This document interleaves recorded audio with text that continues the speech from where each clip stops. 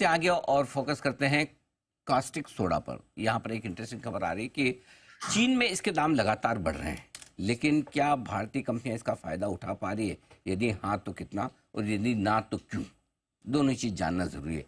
बताने के लिए तैयार है आशीष। आशीष बताइए, चीन में क्या हो रहा है, इसका क्या असर हमारी कंपनियों पर दिख रहा है? सर लगातार हम देख रहे हैं कि 16 अगस्त से लेकर अब तक अगर आप देखें तो जो कास्टिक सोडा की कीमतें हैं इसमें बड़ी बढ़त देखने को मिली है। 4% की बढ़त है और लगातार एक अप ट्रेंड यहाँ पर देखने को मिल रहा है। लेकिन हिस्टोरिकली अगर आप देखें तो काफ़ी बारी खबरें हमने सुनी कि चाइना में कीमतें बढ़ रही हैं, भारत में कीमतें बढ़ रही हैं। आगे इसका प्रदर्शन कैसा होता है मैं आपको बताता हूं, लेकिन भारत में भी अगर आप देखें तो थोड़ी सी स्थिति यहाँ पर बेहतर हो रही है।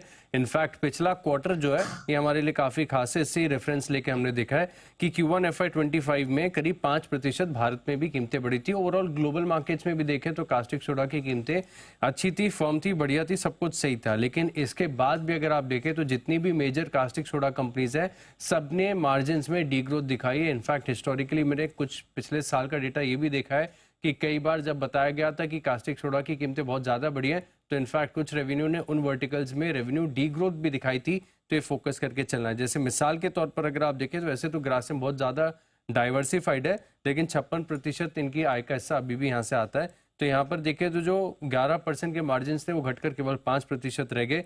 गुजरात एल्कलीज ये अगर आप देखें तो जो मार्जिन थे इसमें थोड़ा सा एक्सपांशन देखने को मिला। और DCW जहां पर देखें तो थोड़ी सी भी खबर आती है कि कास्टिक सोडा की कीमतों में उतार चढ़ा हुआ है तो DCW में बड़ा स्पट आता है। कल भी ये स्टॉक चला था तो जो 12% के मार्जिन पिछले साल थे वो घटकर 9% हो गए। यानी ये बात तो साफ है कि कई बार हमने देखा है कि जो ग्लोबल मार्केट्स में कीमतें उछाल आती है इसका डायरेक्ट बेनिफिट इन कंपनीज को देखने को नहीं मिलता है। एक बार रेवेन्यू में कंपोनेंट आपको बता देता हूं। जैसे ग्रासिम मैंने बताया कि 56% आय आती है, DCW की 36%, DCM श्रीराम की 27% और केम्पला सनमार यहाँ पर भी अगर आप देखें तो कास्टिक सोडा से 21% की आय आती है।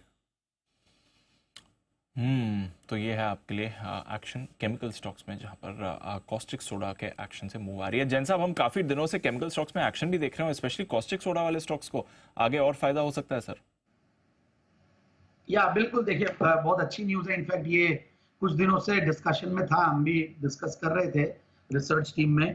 तो गुजरात एल्कलीज यस और GHCL DCW हालांकि मैं बहुत ज्यादा कवर नहीं करता, और ग्रासिम है बड़ा प्लेयर है, वहां पे एक छोटा पोर्शन है ये, और DCM श्रीराम भी है इसमें। सो ये कंपनियों के लिए तो अच्छी न्यूज़ है, वहां प्राइस बढ़ती है क्योंकि जनरली क्या है इसमें प्राइसेस घटती है तो बड़ा रिएक्शन आता है इन स्टॉक्स में और काफी अंडर प्ले करते हैं ये सारे। और केमिकल स्टॉक्स वैसे ही काफी अंडर प्ले कर रहे हैं पूरे मतलब मार्केट्स को। तो बट धीरे धीरे अगर चाइना में ये सारी पॉजिटिव डेवलपमेंट्स आती है तो मुझे लगता है कि ये एक अच्छी न्यूज़ है, ये स्टॉक्स वापस से कवर अप करेंगे। ओके, तो ये है राय आपके लिए DC